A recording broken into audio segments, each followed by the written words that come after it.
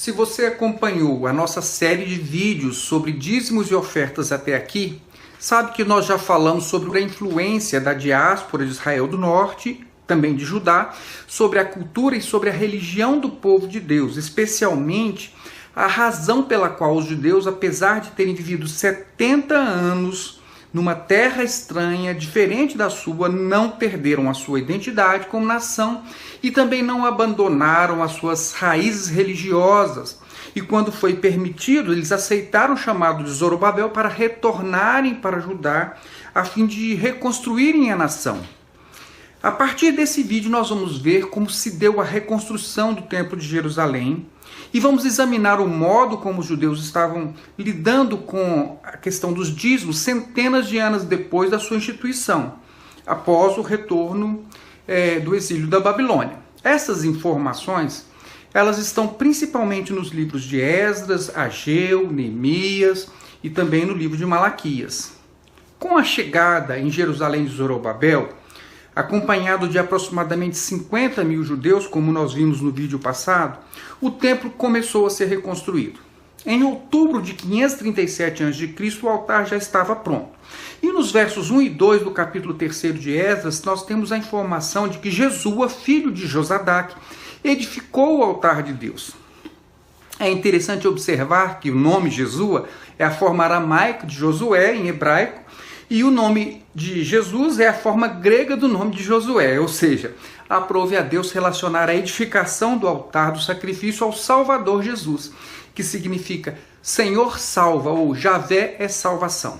Mas a par desse detalhe, vemos nessa passagem de Esdras que houve uma grande festa após a construção do altar do sacrifício. Na ocasião, o povo celebrou a festa dos tabernáculos. Os egressos da Babilônia já estavam habitando em suas cidades, mas eles se dirigiram a Jerusalém para esse grande acontecimento. E com o funcionamento do altar do sacrifício, já era possível então retomar o oferecimento das ofertas a Deus. Mas como nós vimos, essas ofertas elas se referiam às ofertas de sacrifícios, que eram os holocaustos, as ofertas de manjares, as ofertas pacíficas, as ofertas pelo pecado e as ofertas pela culpa.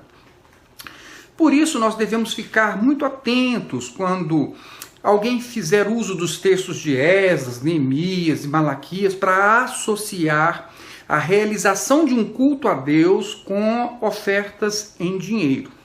Inclusive, outro importante destaque que devemos fazer ao examinar o livro de Esdras é que os recursos materiais para a reconstrução do templo não vieram essencialmente dos judeus. Até porque eles tinham recursos limitados e ainda tinham de construir as suas próprias casas, já que as suas terras ficaram arrasadas após a invasão da Babilônia e depois disso estavam praticamente abandonadas. Mas então, de onde vieram os recursos para a reconstrução do templo, o templo de Jerusalém? Segundo o livro de Esdras, no capítulo 1, versos 4 a 6, Ciro, o rei da Pérsia, ao decretar a libertação dos judeus, incluiu em seu decreto que eles deveriam receber de seus vizinhos, talvez judeus que não queriam regressar com Zorobabel, eles deveriam ofertar voluntariamente para aqueles que fossem descer e utilizar esses recursos na construção do templo.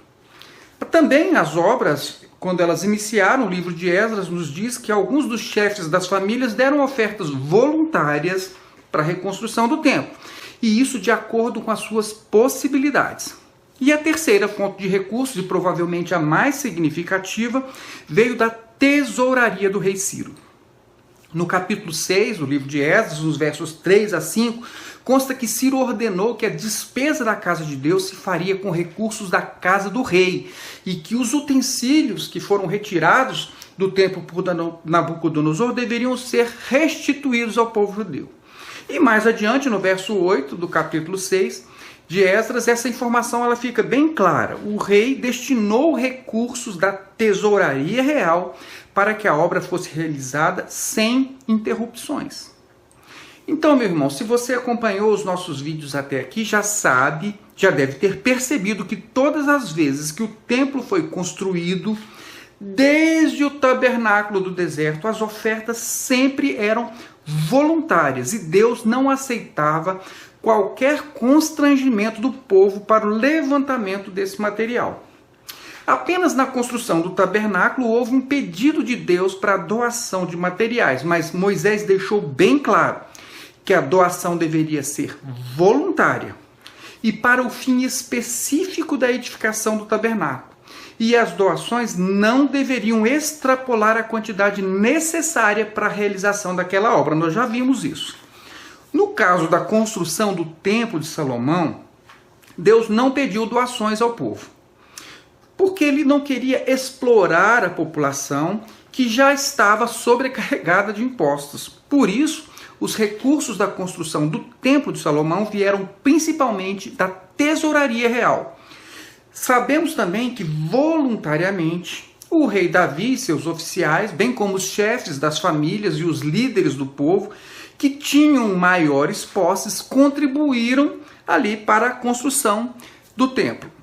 Por último, no caso da construção do templo de Zorobabel, esse que acabamos de falar, como nós já vimos, Deus não pediu contribuição ao povo.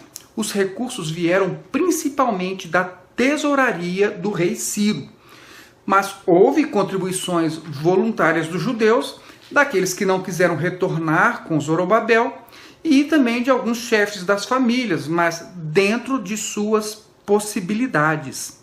O importante observar dessas passagens bíblicas é que, mesmo diante da obra de maior relevância para o povo de Deus, nunca havia qualquer tipo de constrangimento ou apelos para arrancar dinheiro do povo. Ao contrário, os recursos vinham de preferência das lideranças e dos reis. O fato é que Deus sempre poupou as pessoas, aquelas que viviam com limitações materiais principalmente. E mesmo quando houve a necessidade única, o único caso, que foi o caso da construção do tabernáculo, Deus cuidou para que ninguém fosse explorado. As ofertas do povo tinham um fim específico, limitado no tempo. Não podiam extrapolar o quantitativo necessário.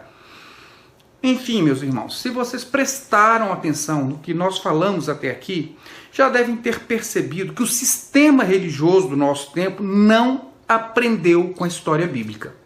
O que vemos frequentemente são insistentes pedidos de ofertas em dinheiro, por tempo indeterminado, sem limites e sem qualquer prestação de contas.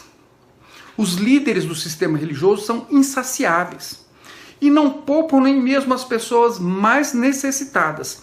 Antes colocam um fardo em suas costas, dando a entender que se eles não contribuem é porque não amam a obra de Deus, não são fiéis ou não são obedientes à palavra de Deus.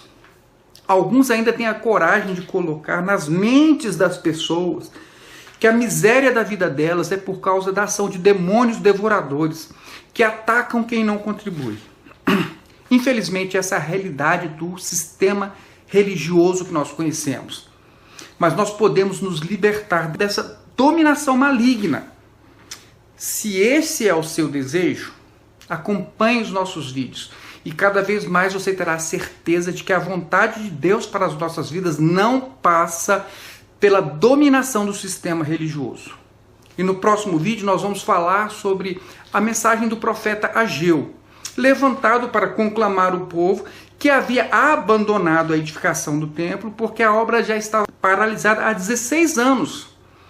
E Deus então tinha uma mensagem dura para que a obra fosse retomada.